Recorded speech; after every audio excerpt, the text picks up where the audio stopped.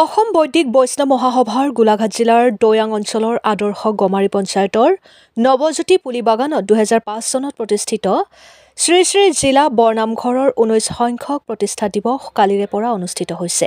প্ৰতিষ্ঠা দিৱসৰ লগত সংগতি ৰাখি নাম সমাৰোহ, দিহানাম আৰু সত্ৰীয়া নৃত্যৰ প্ৰতিযোগিতাও অনুষ্ঠিত হৈছে। কাইলৈ ৰাতি 8 বজাৰ পৰা মণিকূট নাট্যগোষ্ঠীৰ শিশু শিল্পীসকলৰ দ্বাৰা বৰাহৰ পৃথিৱী উদ্ধাৰ মহাপুৰুষীয়া নাটৰ ভাওনা অনুষ্ঠিত হ'ব। শ্ৰী শ্ৰী জিলা বৰনামঘৰৰ 120 ভাগতকৈও অধিক অংশীদাৰ সকলো নামঘৰৰ ৰাইজ উপস্থিত থাকি এই মহান ধৰ্মীয় অনুষ্ঠান ভাগত অংশগ্ৰহণ কৰিছে। গোলাঘাটৰ পৰা জীৱন গগৈ ৰিপৰ্ট, অৰুণোদয় আছাম।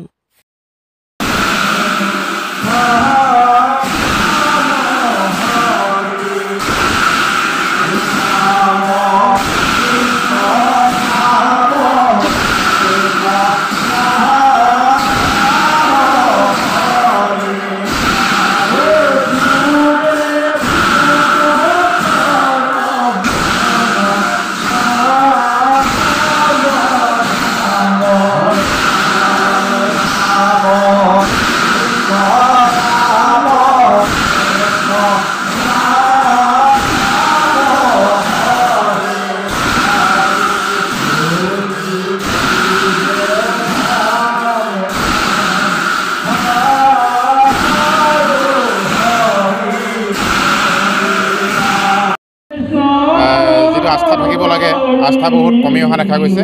সেইটো কাৰণে আমি এই অনুষ্ঠানৰ যোগেদি আমি প্ৰয়াস কৰিছোঁ যে যুৱসকলৰ মাজত বিশেষকৈ বৰ্তমান সমাজ ব্যৱস্থাত আধ্যাত্মিকতাৰ প্ৰয়োজনীয়তা আছে। আধ্যাত্মিকতাহে এখন সমাজ পৰিৱৰ্তন কৰিব পাৰিব। গতিকে আমি যুৱ প্ৰজন্মক লগত লৈ কেনেকৈ আগন্তুক সময়ত আমাৰ সভ্যতা সংস্কৃতি আগুৱাই নিব পাৰোঁ আৰু সমাজত আমি কেনেকৈ শান্তি স্থাপন কৰিব পাৰোঁ, তাৰ কাৰণে আমি অনুষ্ঠানৰ যোগেদি আমি ব্যৱস্থা কৰিছোঁ। আৰু সেইটোৰ কাৰণে এই অনুষ্ঠানৰ লগত আমি সম্পৰ্ক ৰাখি বিভিন্ন ধৰণৰ কাৰ্যসূচী আমি হাতত লৈছোঁ। আমি ইতিবাচক, যথেষ্ট ইতিবাচক। আৰু আজি বতৰৰ কাৰণে কিছু অকণমান হেৰি হৈছে, তথাপিও আমি চিন্তা কৰা নাই। যথেষ্ট সংখ্যক আমাৰ ইতিমধ্যে যোগাযোগ কৰি আছে, আহিব। আমি এই অনুষ্ঠানৰ যোগেদি এইটোৱে বাৰ্তা প্ৰেৰণ কৰিব বিচাৰিছোঁ যে বৰ্তমান যান্ত্ৰিকতাৰ যুগত আমি প্ৰতিযোগিতাৰ দৌৰত নমাৰ লগে লগে আমি মানৱীয়তাৰ দৃষ্টিভংগী আমি কিছুমান কথা চাব লাগিব। আৰু সেই মানৱীয়তাটো আমি তেতিয়াহে গঢ় লৈ উঠিব যেতিয়া আধ্যাত্মিকতাৰ শিক্ষাই যেতিয়া আমি প্ৰকৃততে শিক্ষিত হ'ব পাৰিম। আধ্যাত্মিকতাৰ অবিহনে এখন সুস্থ সমাজ আমি কেতিয়াও। সেইটোৰ কাৰণে আমি যুৱ প্ৰজন্মক আধ্যাত্মিকতাৰ প্ৰতি আকৰ্ষিত এই অনুষ্ঠানভাগি আমি আহ্বান কৰিছোঁ।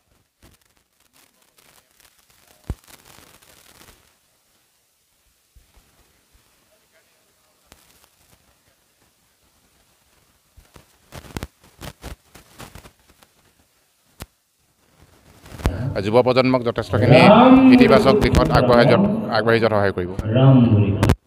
আজি গোলাঘাট জিলা অসম বৈদিক বৈষ্ণৱ মহাসভাৰ বুলিবঙাস্থিত বৰনামঘৰত আজি আমি 19তম প্ৰতিষ্ঠা দিৱস কাৰ্যসূচীভাগ আমি পালন কৰিবলৈ লৈছোঁ।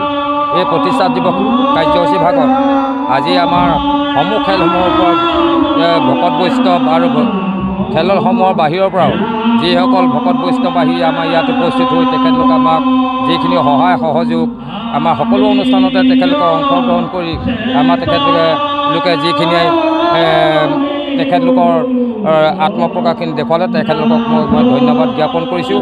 অদূৰ ভৱিষ্যতে তেখেতলোকে যাতে এই আমাৰ জিলা বৰনামঘৰ ভাগত তেখেতলোকে আহি ইয়াত উপস্থিত হৈ ভৱিষ্যতে উন্নতি কল্পনা কৰি তেখেতলোকে আগবাঢ়ি আহিব বুলি আশা ৰাখিছোঁ।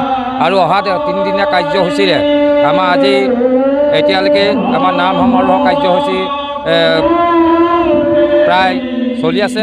আৰু দ্বিতীয়তে ইয়াৰ পাছতে আমাৰ ধৰ্মসভা আলোচনা হ'ব। এই ধৰ্মসভাত অংশগ্ৰহণ কৰিব আমাৰ আধ্যাত্মিক বক্তা শ্ৰী মাধুৰ্য বৰা ডাঙৰীয়াই। আৰু তাৰ পাছতে আমাৰ ইয়াত প্ৰসাদ বিতৰণৰ কাৰ্যসূচী হ'ব, লঘু আহাৰ প্ৰসাদ বিতৰণ কাৰ্যসূচী হ'ব। আজি কাৰ্যসূচীতে আমাৰ ইমানেই থাকিব। সেইকাৰণে সকলো সমূহ ৰাইজক যাতে ইয়াত আহি উপস্থিত হৈ সকলোৱে ভকত বৈষ্ণৱ আই মাতৃ আৰু শিশুসকল যুৱকসকল সকলোৱে আহি ইয়াত অংশগ্ৰহণ কৰি তেখেতলোকে আমাক সহায় আগবঢ়াব বুলি আশা ৰাখি মই সকলোকে বিনম্ৰৰে নমস্কাৰ কৰিছোঁ। কৃষ্ণ।